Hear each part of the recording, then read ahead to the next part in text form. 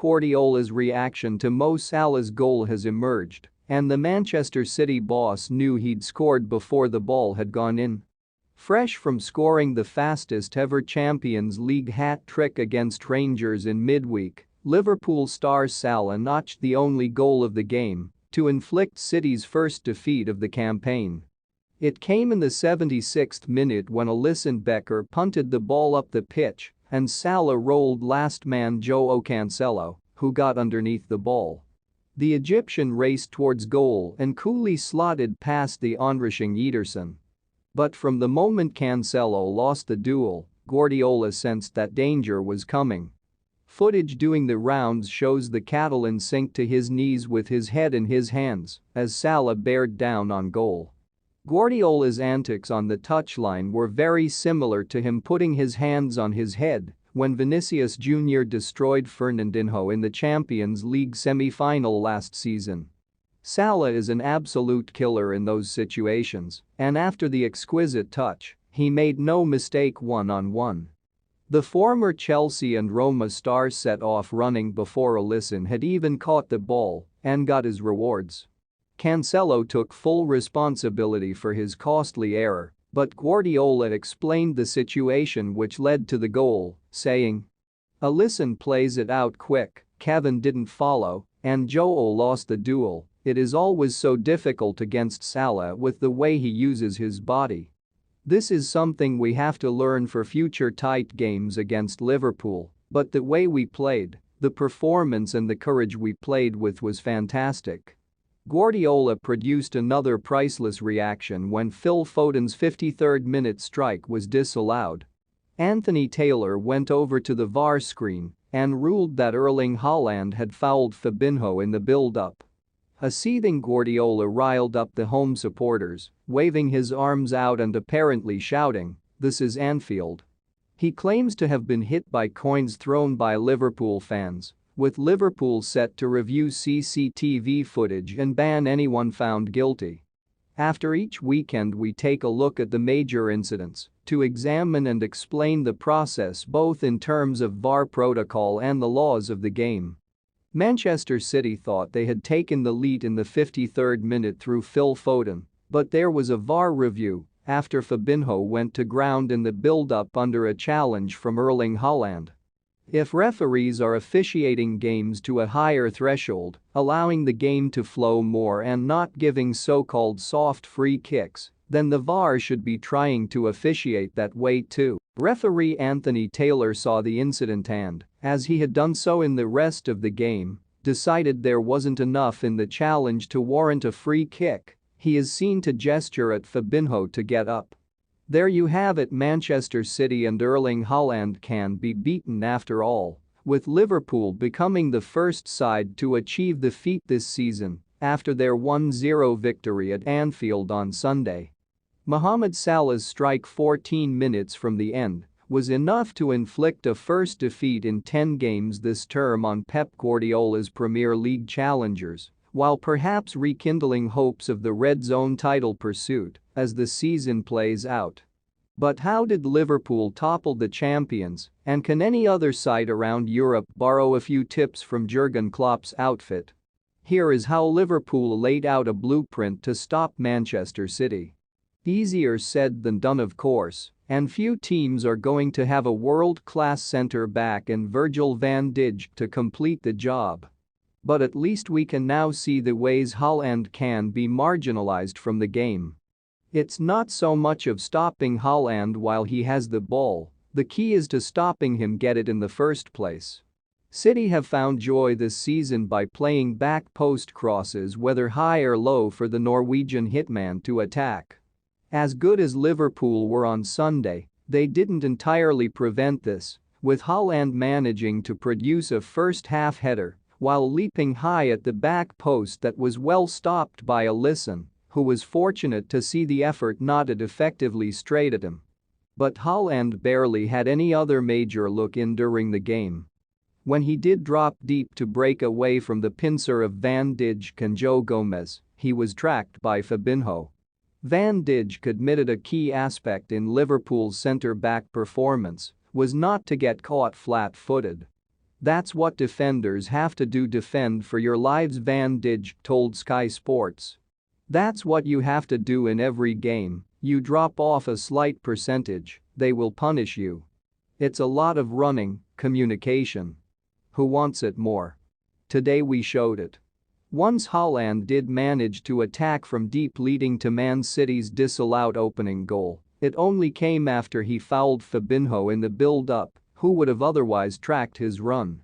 City still attempted the back post delivery throughout the game, but the Reds' defense read it well, with Van Dijk crucially nodding over his own bar to once again cut the supply to the striker who before the game had struck an incredible 15 goals from just 9 matches. In the most crude way, Liverpool's winning goal on Sunday came through a simple long ball from a goal kick and the capitalization of a defensive mistake. You see the same goal every Sunday at your local side, you may have been involved in the same play yourself. But there was slightly more to Liverpool's approach that saw them catch City out with just 14 minutes to play. A key point to remember is Liverpool's goal didn't just come from a simple goal kick, it was the product of a Manchester City free kick, where the visitors were looking to bag a late goal. Liverpool's move started before even City's floated ball into the Reds' box had been caught by Alisson. Salah from inside his own half had already started his run forward, anticipating a counter-attack. Alisson was already aware of this, and that was perhaps why he slipped on his pumped clearance downfield in an attempt to maximize the Reds' counter-attacking opportunity as quickly as possible. City defenders were simply caught too high up to deal with it. João Cancelo panicked in trying to control the ball against the sprinting Salah, who in robbing the defender of possession, was then free to run on and slot past Ederson. Long ball, maybe. But this was planned and it worked to devastating effect. Catching City's high line was a key part of Liverpool's attacking plan, with another defense-splitting pass earlier in the half, releasing Salah into a one-on-one, only for Ederson on this occasion to tip the ball past the post. This wasn't necessarily the case for Liverpool on Sunday in a match that was allowed to flow as much as possible, but preventing City from getting into a rhythm is key to defending against them. City knocked the ball around attacking areas just as well as any team in the top flight, but it's not unusual to see them become frustrated against opposition, who refuse to allow them to do this. Whether it's by giving away free kicks to halt a counter-attack or niggly small fouls in the middle of the park, killing City's tempo prevents them from making the best use of their creative stars. Granted, only Tottenham have scored more than Manchester City's 5 set-piece goals this term, but you also have to factor in that Pep Guardiola's side have far more joy from open play, given their 33 goals this season, over 3 per game, is 9 greater than the division's next most goal-hungry team in early pace setters Arsenal. Fouling City isn't the only answer, but it's a damn effective way to stop them cutting teams to ribbons with silky build-up play. Double-edged sword. Do you motivate an opposition more by giving them more incentive to defeat you? It doesn't always work, but it can prove effective if you need to find an equalizer in performance levels, especially against a team who can be technically superior.